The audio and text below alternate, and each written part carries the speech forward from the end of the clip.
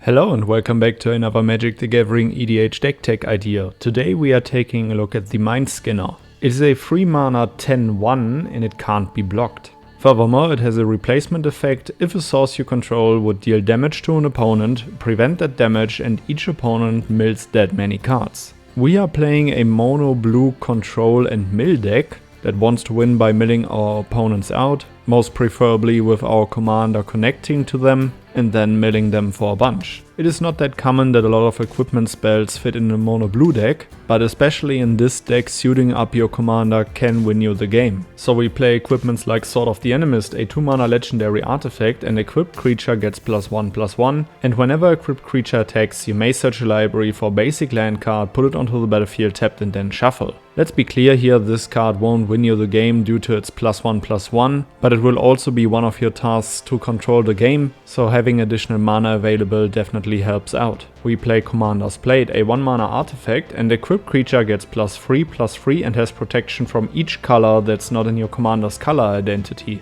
We definitely take the +3/+3, and getting some additional protection from all other colors except blue is definitely helpful. We play Helm of the Host, a 4 mana legendary artifact, and at the beginning of combat on your turn, create a token that's a copy of equipped creature, except the token isn't legendary, if equipped creature is legendary. Furthermore, the token gains haste. Definitely keep in mind that the Mindskinner has a replacement effect, so these effects won't double if both of the Mindskinners connect, but you will still deal 20 damage to your opponent, which will be prevented by one of the replacement effects, and mill all of your opponents for 20 cards. We play Fireshrieker, a 3 mana artifact, and equipped creature as Double Strike. With this card, Helm of the Host won't be needed due to Double Strike, also dealing 20 damage to one of our opponents, which will be prevented, so we will still get the mill for 20. We play Bitterthorn, Nissus Animus, a 3 mana legendary artifact with living weapon, so on ETB it will create a 0/0 black Phyrexian germ token and automatically attach it to it. Equipped creature gets +1/+1,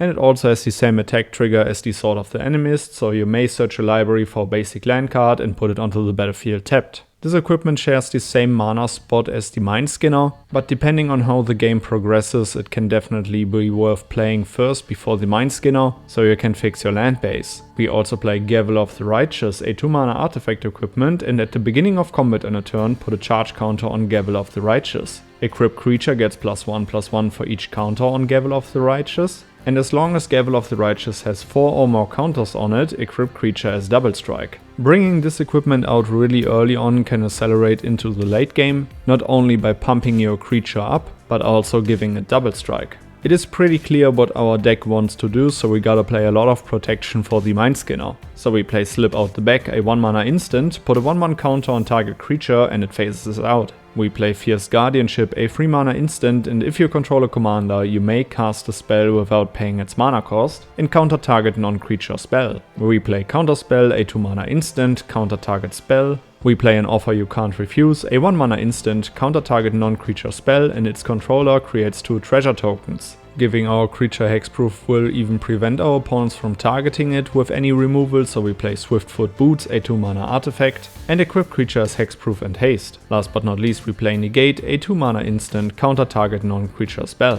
It is our goal to mill our opponents out, so we will fill up their graveyards. But in some matchups, that's exactly what our opponents want us to do. For example, if we are playing against a Reanimator strategy. So we also play a bunch of Graveyardhate, like Ghost Vacuum, a 1 mana artifact, and you can tap it to exile target card from a graveyard. It also has another activated ability for 6 mana and tapping and sacrificing it. Put each creature card exiled with Ghost Vacuum onto the battlefield under your control with a flying counter on it. Each of them is a 1/1 spirit in addition to its other types, and you can activate only as a sorcery. A bunch of Reanimator strategies want powerful creatures in their graveyard, so you can pick them out just one by one, and if the moment fits you well, you can reanimate all of those creatures on your board. We play Soul Guide Lantern, a 1 mana artifact. When this artifact enters, exile target card from a graveyard. You can tap it and sacrifice it and exile each opponent's graveyard. And for 1 mana and tapping it and sacrificing it, you can draw a card. We also play Gravedigger's Cage, a 1 mana artifact. Creature cards in graveyards and libraries can't enter the battlefield, and players can't cast spells from graveyards or libraries. A really cool creature in this deck is Undead Alchemist, a 4 mana 4/2, and if a zombie you control would deal combat damage to a player, instead that player mills that many cards. Furthermore, whenever a creature card is put into an opponent's graveyard from their library, exile that card and create a 2/2 black zombie creature token.